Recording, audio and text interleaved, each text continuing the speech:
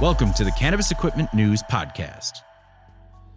Hi, I'm David Manti, and welcome to a new episode of the Cannabis Equipment News Podcast. With me today is Jill Ellsworth, founder and CEO of Willow Industries. Thank you very much for joining me today, Jill. Thank you for having me.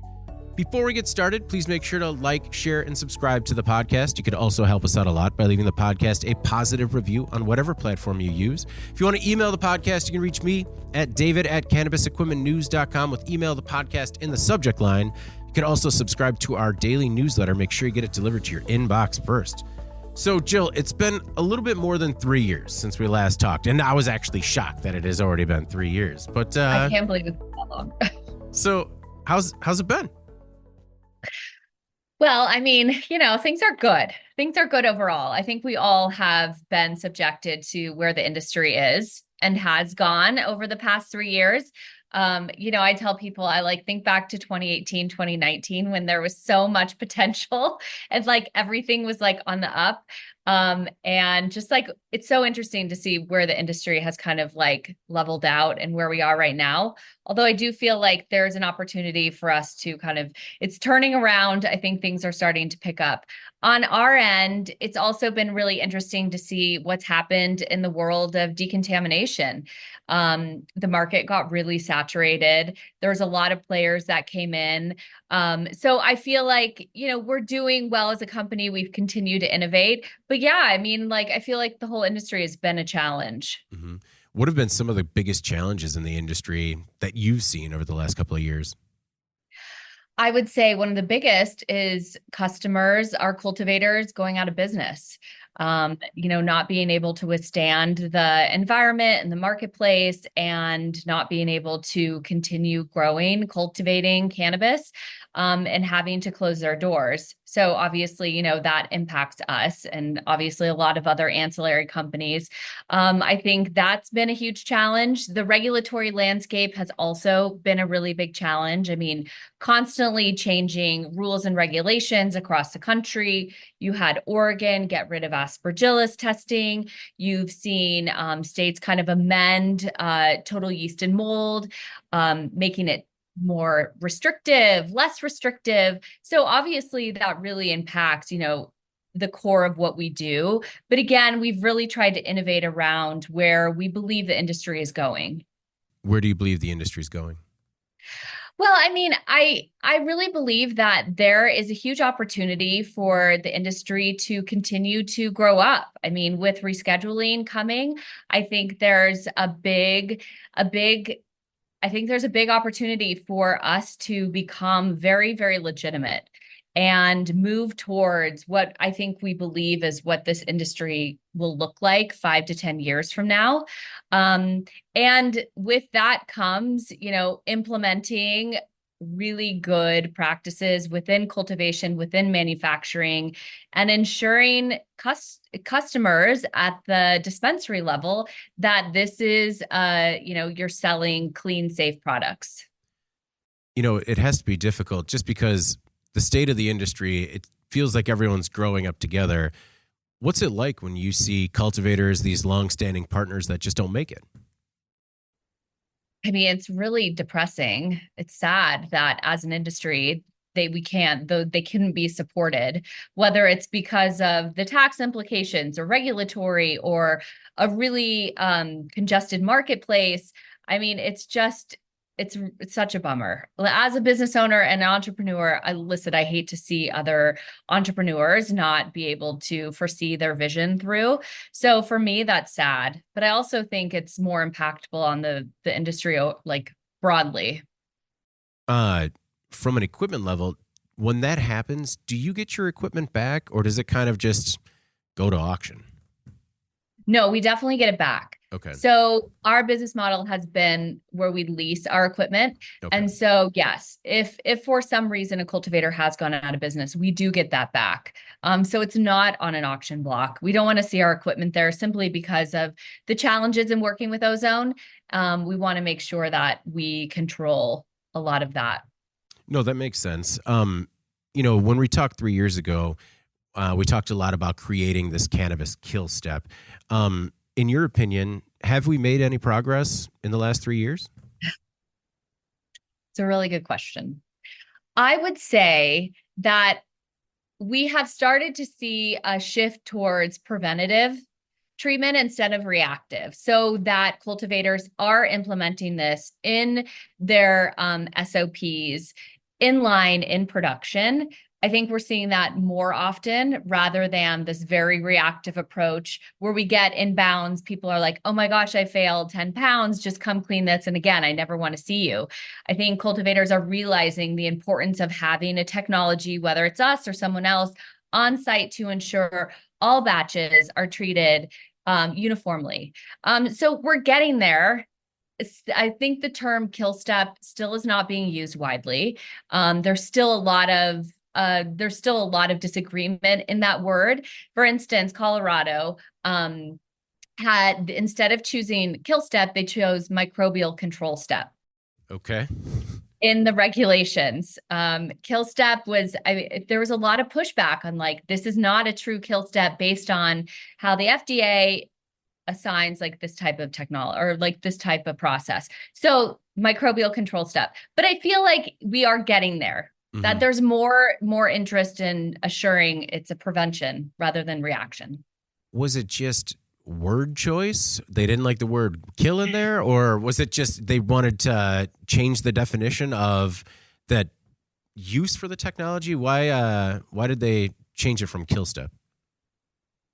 I don't know. Okay. I think the term kill step is aggressive, right? And so they were trying to find a way to not be very similar to food and beverage, because there are some differences here. Because in food and beverage, you have to show clear reduction based on a log reduction of microbials. So they felt like this was a gentler, softer approach without having this a term that's coined by more regulatory agencies. Okay. You were talking earlier about some of the regulatory changes that we've seen come and go. What have been particularly challenging for you guys? And were there any that you found to be, a positive, moving the industry in the positive direction? I would say that the Oregon getting rid of Aspergillus testing was definitely disappointing. Not simply just because of like the company that I run, I think for consumers. And there's so much debate around whether Aspergillus is dangerous when you smoke it or whatever it is. I just think broadly that I think was probably not a great move for us as an industry. That will be so debated, would I say that? But I also think that there have been caveats within a lot of rulemaking that have supported cultivations, that they may have raised the TYM limit to say, okay, it's not 10,000, it's 100,000. But I think, we have to remember, if you have a testing limit at 100,000 CFUs, you're not going to have so much onus on the cultivation to maintain a really clean, sterile environment. Well, that was, as I've spoken to regulators, operators, other people in the industry, I've heard it a couple of times now. Like, I've never seen an industry fight so aggressively to market a moldy product. I know. I know. Does that shock you? Is that more of does that come from the legacy market? Where does that come from? I would say maybe legacy. But honestly, I'm not sure. It's been a conundrum for us. It's why are we debating selling moldy products to consumers, period? Like, that is not something that you want when you go to the grocery store. Like, you do not buy the moldy strawberries, period. Yeah. So why is it okay to buy moldy weed? Again, it's such a hotly debated topic. I'm like apprehensive to even give you my opinion because of how like visceral and triggering this topic is. But no, I do not believe consumers should be sold moldy products, period. And I don't know where that thought process comes from. When you're talking to clients or prospective clients, do you find yourself sometimes like walking on eggshells, just trying to figure out like, okay, where do they stand on this issue? Yeah. especially if it's not, an inbound to us. If we're out, reaching out to cultivators and exploring, the use of our technology and how they believe in decontamination or remediation.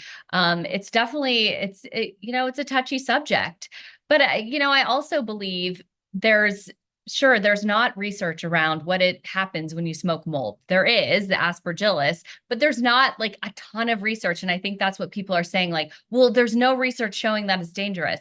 I mean, I think as humans, we know it's not right. Yeah. Agreed. And it seems like, I don't know, like you said, it seems simple sometimes. You talked about some of the other technology that's kind of come out onto the marketplace. Is the industry working together, like regardless of the technology, when it comes to kill steps and remediation, or are we all sort of fighting one another as to who's best? I definitely think there's a lot of infighting going on between the technologies. We have definitely tried to stay away from that. We don't disparage our competitors in the marketplace. Everyone has their own purpose and their own their own benefits. And I feel like it's up to the cultivator to choose what's best for their organization and facility. But no, I mean, I've definitely tried to bring together a lot of our competitors, especially on the regulatory front. And like, let's have this let's go into regulation and say, there should be this, there should be that. And there hasn't been that conjoined effort. I mean, this industry is it's pretty cutthroat. So yeah, it's like, no, one for yourself. I understand. Does ozone work best for specific situations? Is it a one size fits all for cultivators? I don't think it's a one size fit all. I do believe ozone is best used in a cultivation that really, really cares about their facility and the cleanliness of their facility and has very clear SOPs and HACCP plans, and ensuring that, from seed to sale, like the plant is treated with, kindness and respect, and that it is a safe product. I mean, we cannot, typically ozone is not used to clean really, really dirty flower. It's a surface level decontamination method. And that's what we said from the beginning. Like, this wasn't meant to clean black mold and botrytis. It was meant to get rid of any sort of surface microbe and ensure that that product is safe at the end. Are there still issues or myths out there regarding the safety of the product? In terms of before or after decontamination? Or using ozone in general? Oh, I mean, yeah, there's so many myths. My gosh. I come upon one almost every day. I was like, well, that's not true. What's the most recent one? I mean, definitely this, we hear often ozone produces formaldehyde. I mean, we have done tons of research around that to show that no, ozone does not produce formaldehyde from terpenes within our system.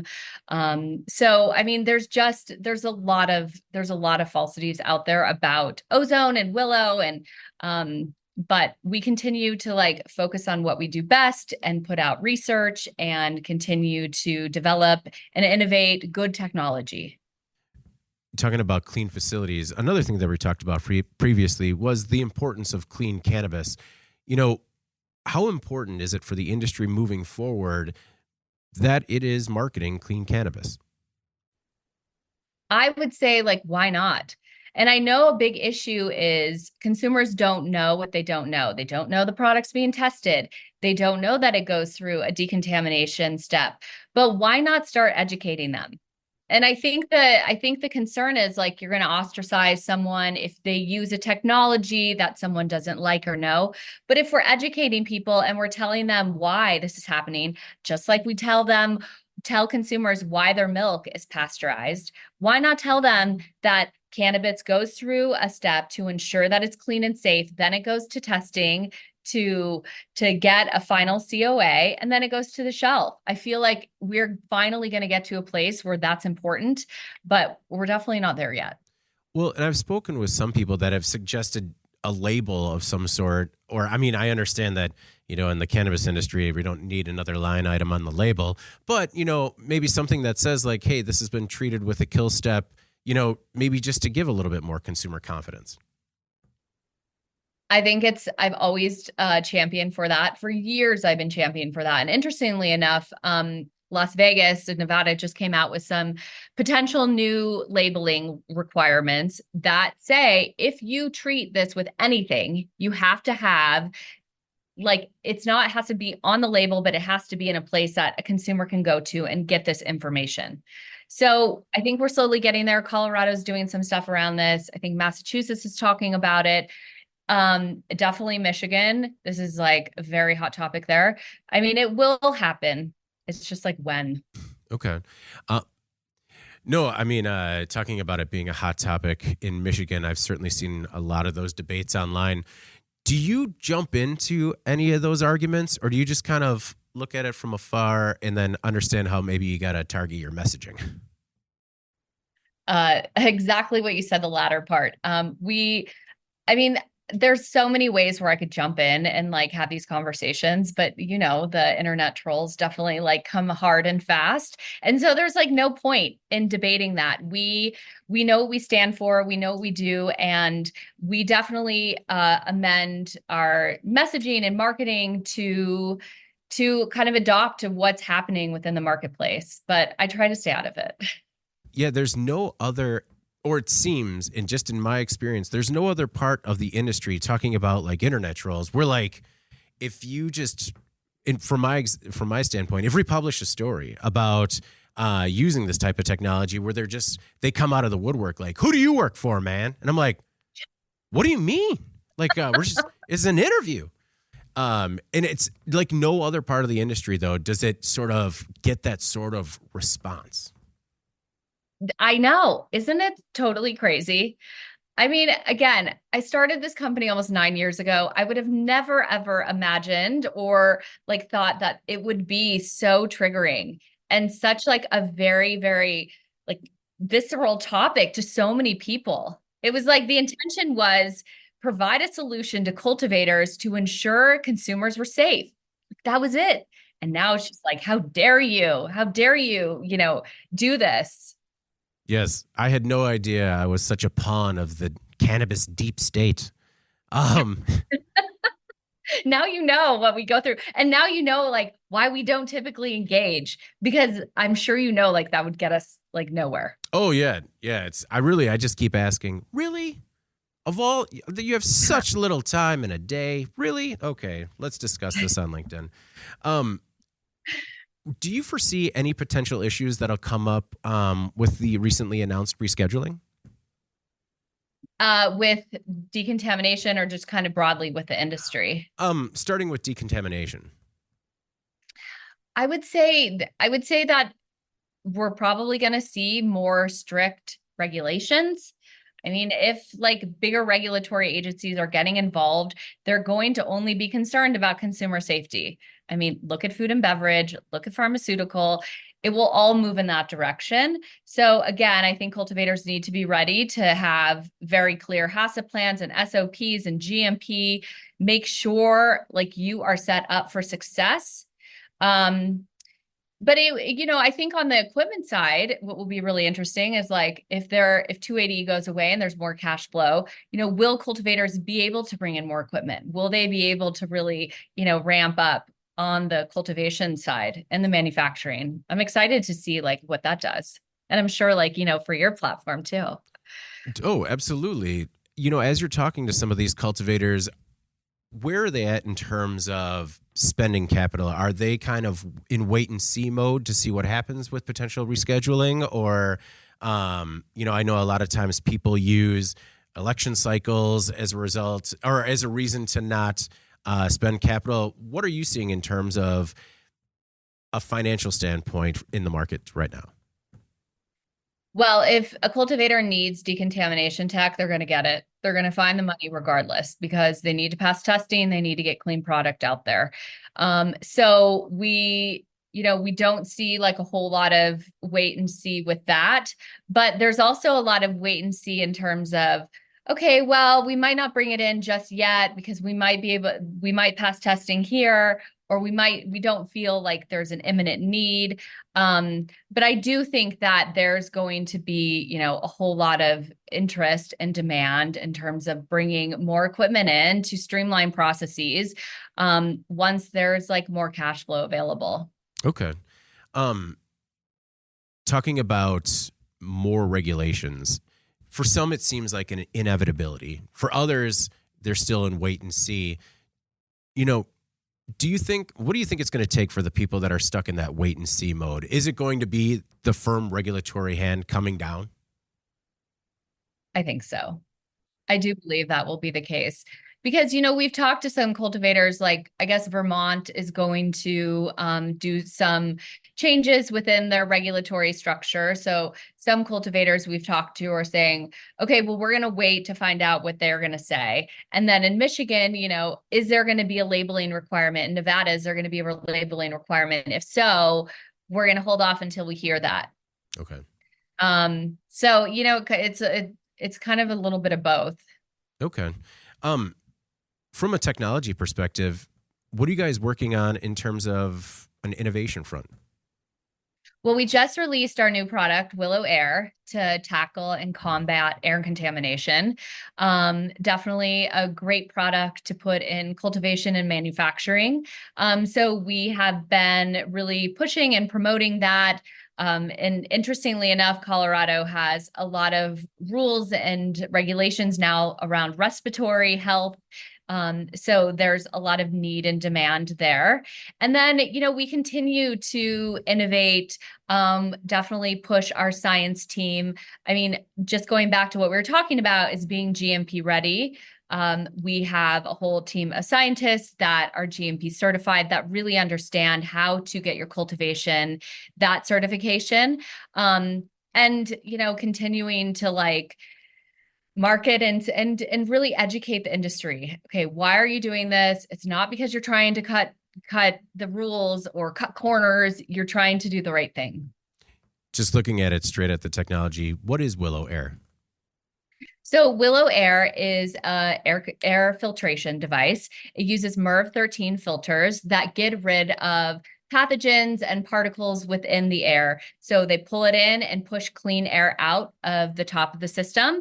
They're plugged into a standard outlet. They can be used really anywhere within cultivation. A lot of our partners have put them in trim rooms, dry rooms, packaging, a lot of areas where particulate tends to be, definitely for employee health. I mean, of course, we want to protect the plants, but employee health and safety is really, was our impetus in developing this product. Yeah. How does it help in terms of respiratory health? I mean, and was it designed specifically with Colorado in mind, or just kind of overall throughout the industry? Overall throughout the industry. Mm-hmm. I mean, I think we've seen some issues of, very, very widespread things on employee health and safety. And so if you're talking about particulate matter within the air after trimming, after packaging, I mean, that can be really dangerous to employees. So these systems pull that particulate out of the air and push clean air out. So they have a space to breathe particulate-free clean air. If people are interested in installing a system, are they relatively easy to put into place? And what is the training and ramp up? Very easy. Like I said, just plug it into a standard outlet. There's a few ways to hang it. You can bolt it to the wall, you can hang it from the ceiling, or you can set it on a table. And then you literally turn it on. Okay. And the filters pop in and out. So we can send you a monthly replacement of filters. We've made it really easy, kind of a plug and play type technology. We haven't added ozone. There's no UV. They're very simple, but very, very effective. Okay. What has been the initial response ever since the product came out?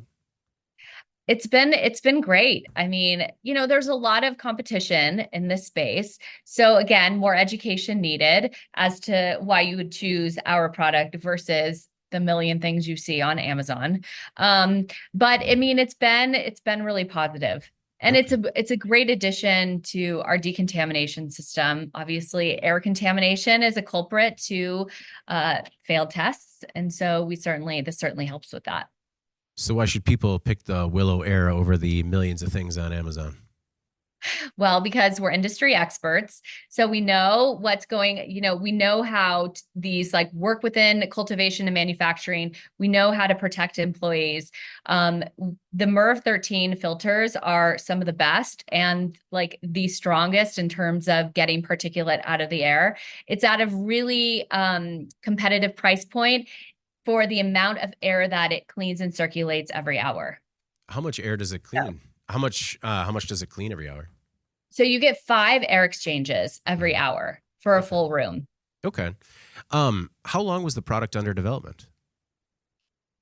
Gosh, it's been a long time. So we first contemplated doing this in 2020. And then we struggled trying to figure out how to do it.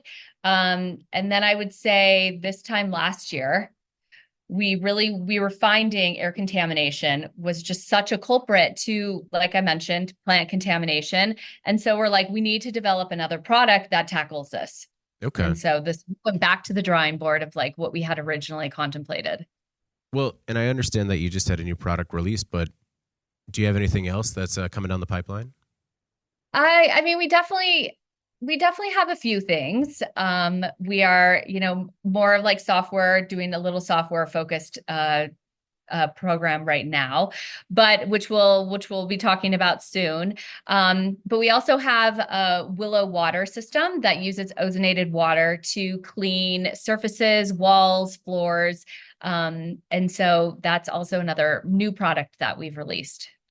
When it comes to your customers, and I don't know like how you use NDAs and stuff, but do you have one customer in particular that just is doing it the best right now?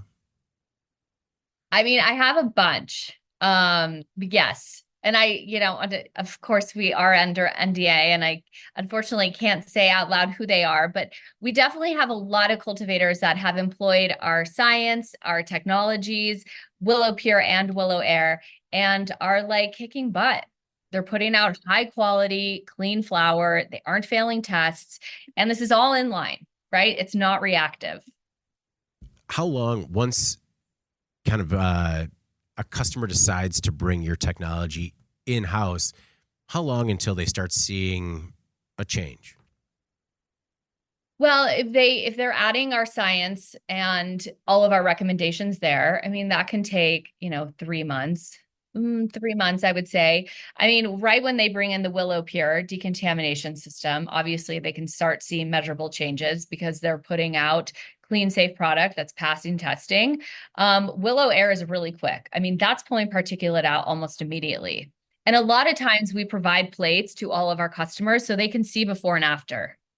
And that, I think, that visual is a real indicator of like, oh, this is working. This isn't just snake oil. And so I think that's been really helpful. It's like, see, here are the plates. See it with your own eyes. When you mentioned when they follow your science, do they sometimes bring the tech in-house and then just go rogue? Oh, yeah. This industry. Of course. Or they don't listen to any of the recommendations or how to use the system. And a lot of people still think like it's going to be a magic pill. And that's not how this was ever designed. This was not how this was intended. And it's a process. The onus is on you to like have a really clean cultivation. And this is like the cherry on the top. That's like how I always envisioned it. And that's what I've been saying from the beginning. So yeah, I mean, sometimes it just does not work.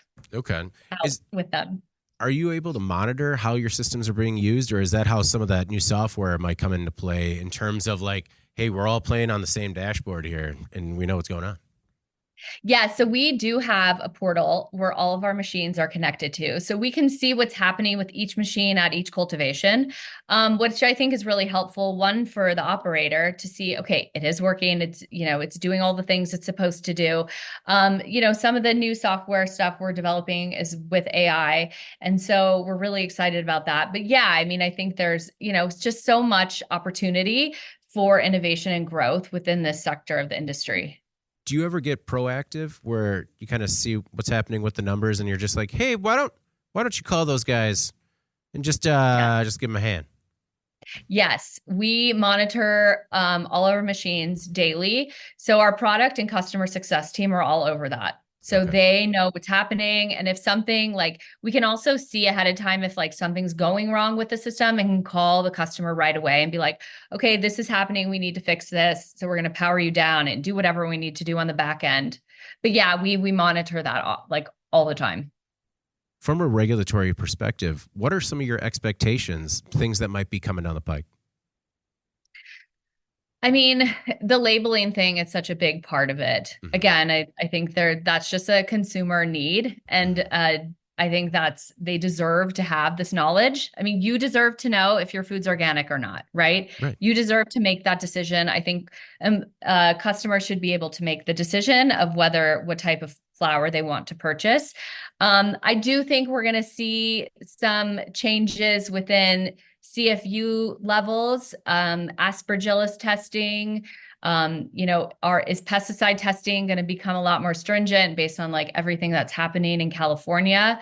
I just think everything's going to get a little tighter. Yeah. Especially with rescheduling coming. Do you do any sort of advocacy when it comes to new regulations, or do you kind of wait until they're published and then react? I mean, we have in the past. There's not a lot of, opportunity now because I think a lot of the states have been set. We have definitely advocated for consumer safety. And it's public. I've spoken at a lot of the Nevada CCB meetings about labeling and that transparency. I've spoken in Michigan, I've spoken in Colorado and Massachusetts. And I've said, like, consumers need to know, they have the right to know, labeling should be required, and that it's not a bad thing. And of course, we have certainly advocated for, I believe testing, and it doesn't just necessarily mean it's better for Willow, because it doesn't always mean it's better for us. It's better for the industry overall. And I've been championing this for 9 years, so this is nothing new. From a state of the industry perspective, do you have any idea as to what new states might be coming online next? I'm in terms of like legalization. Correct. I mean, definitely, like, I think what's interesting is what's going to be happening in the South. Mm-hmm. And then, of course, like some of the new states like Minnesota, I think will be a really interesting opportunity. It will also be interesting to see like how they implement their regulatory framework. And then, I feel like there's so much around New York and kind of the kind of haphazardness of what their regulatory framework looks like. So, how will that end up rolling out? I think will be interesting. Have you done business in New York yet? Yeah. We definitely work with a lot of cultivators there. How's it going for the cultivators there? Any good news coming out of there? I definitely hear good stuff. Some of our partners are doing really well and selling a lot of flour. I do think there's definitely a struggle, and there was a huge learning curve on moving from hemp to marijuana. And then also the learning curve of testing. Sure, it's not required, but all of our partners that are there are testing. And so I think that learning curve was a big deal. But I think more cultivators are getting comfortable with that now. Do you have many international customers? And what were your thoughts on the news coming out of Germany? It's amazing. I think it's amazing baseline for, hopefully what will be more of that European expansion. We do have customers in the international market. And again, they are subjected to really, really strict testing requirements, GMP standards, really strict thresholds for total yeast to mold and bacteria and coliform. So they just have a whole other world that they deal with, which has been interesting to see in comparison to the US. But yeah, we've definitely expanded more internationally in the past year. Okay. I like to always ask what people's predictions are for federal legalization. So have you gotten any more optimistic, more pessimistic in the last 3 years as to when that might happen? Well, I think 3 years ago, I was like, oh my God, this is going to happen in 3 years. So it would be right now. Yeah. Yeah, it happened this week. I feel like I definitely feel encouraged that we're moving towards rescheduling. I mean, I feel like that's a boon for the industry. And if you're still here and you're still in it, that's a huge milestone. Obviously, we need to get to it. And there's been a lot of pessimism lately, based on like that Chevron ruling. But I don't know. I mean, I still feel like federal legalization is probably 5 years out. Mhm. And now with like the political landscape, oh my gosh, it's like, I don't even know how to describe the political what about landscape you? right now. What are your thoughts? Well, I guess given the current climate of the current administration, it might be a Hail Mary to stay relevant. But I don't know. I honestly don't know. Like, I was very encouraged with some of the language the vice president was using, just in terms of, and I understand that a lot of that's bluster, but it was going beyond the normal talking points that you see show up. I mean, the fact that it was mentioned, I believe, in the State of the Union address, the fact that it's being mentioned publicly and being pushed forward, I find encouraging. So I would, but I mean, same thing. If 3 years ago, I would have thought that it would already have been a done deal. No, I know, which is just so wild. Yeah, I guess I would like to see, I would like to see more state by state cooperation in terms of what's working and using that, copying that over state to state, rather than like copying 80% of it and then just kind of going rogue for another 20. Just because it seems like we're going to have so many disparate regulations. And I understand, like, a big part of pushing federal legalization is that, like, okay, we already have 30X states that have some form of legalization. And so, the majority is there to push it through. But just like, I think that the logistical nightmare that is that reality would be harsh for the industry. I don't know. Yeah. Yes. I mean, I agree with that. Yeah. But it's like, it definitely, to your point, a Hail Mary for sure. Yeah. I don't know. Like, like maybe 2 months ago, if you asked me the same question, I would have been like, I'd have almost in a completely different perspective. But the last 2 months, it's just been a little grim in terms of options. I know. It's like whiplash. You look so excited, and you're like, wait, what? Wait, no. Yeah. What happened there? And, Yeah. Yeah. I stay optimistic. I am an internal optimist, and I'm very positive by nature. So like, I believe it will happen and we will get there. It's like the timing, man, is really tough. Yeah. Oh yeah. Well, I really appreciate you taking the time coming on the show again. But I mean, before we get out of here, is there anything else that you want to make sure the Cannabis Equipment News audience knows about yourself or your work at Willow? Well, I would love to just quickly talk about our partnership with the Cannabis Research Coalition. Oh yeah. I've always admired Dr. Justice and Ashley Manning, and they're incredible women and doing incredible things with their research facility at Clemson, and working in conjunction with Clemson University. And so we donated many Willow Airs to their facility so they could continue to do their incredible research in a very, very clean, healthy environment, supporting them on the safety side. And, just excited to see like where that partnership goes. I know they have such other incredible partnerships with other industry amazingness. So we're just excited about that. And I believe that, anyone out there should definitely support their organization. How did that partnership come together?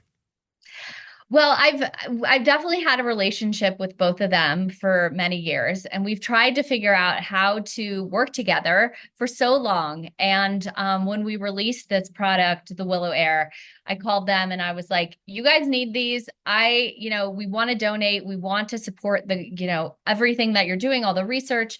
And so, we were able to make that happen. Is there any work in particular that they're doing at the Cannabis Research Coalition that you're particularly excited about? I mean, I think they have a lot of stuff coming up. I know they're I don't even know like what I'm even allowed to say. I think whatever they're doing there right now is super cool. Like the smokability thing research they just came out with was incredible and super fascinating. So they're just pushing the boundaries on, I believe, where we've seen research before. Okay. And, they're just very smart women. I know that some people are a little hesitant sometimes just because, you never know what's going to come out of the study. But I definitely think that more resources need to go there, especially as states are allowing more cannabis research to take place. Yeah, absolutely. And I think they're really pushing the boundaries of what we've seen in the past in terms of research and working with some, an organization or a university like Clemson. Yeah.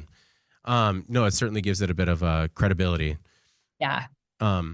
Okay. Well, yeah, please send more information on that. And maybe we could have one of the researchers on as well. That you should definitely talk to them. They're amazing. Okay. Well, anything else that we missed before we get out of here? I don't think so. We thank you so much for having us on and letting us talk about all things, that are very triggering to the industry, which are around decontamination. It is. So, I mean, yeah, probably instead of federal legalization, do you have a prediction as to when decontamination won't be a triggering topic for the industry? I don't even know. I don't know. I wish I did. I wish that everyone just understood the need to have this. I guess I wonder when they started pasteurizing milk, was it also this controversial? Yeah. Well, I mean, there's still advocates for raw milk. This is true. And I mean, I think there'll always be that. I mean, it's always going to be there. But overall, the majority is yeah, please make it absolutely safe to consume. I know. And I think it's this whole concept of grow clean. Okay, well, that's nearly impossible at scale. Mm-hmm. Yes, you can have a clean cultivation with GMP standards, all of that. But, if a trimmer touches a bud with a dirty glove and it fails testing, I mean, so that's why there's a need for this type of technology. But yeah, it's not to cut corners. I know cultivators cut corners. I get it. And sometimes they use tech to do that. But that was never the intention of Willow. Right. That was never the intention of what we're doing. So we've remained very clear on our mission and values. No, well, I really appreciate you taking the time, Jill. Thank you very much. Same here. It was so great to talk to you. Before we get out of here, please make sure to like, share, and subscribe to the podcast. You can also help us out a lot by leaving the podcast a positive review on whatever platform you use. If you want to email the podcast, you can reach me at david@cannabisequipmentnews.com with email the podcast in the subject line. You can also subscribe to our daily newsletter and get it delivered to your inbox first. For Jill Ellsworth, founder and CEO of Willow Industries, I'm David Mantey. This is the Cannabis Equipment News Podcast. We'll see you next week.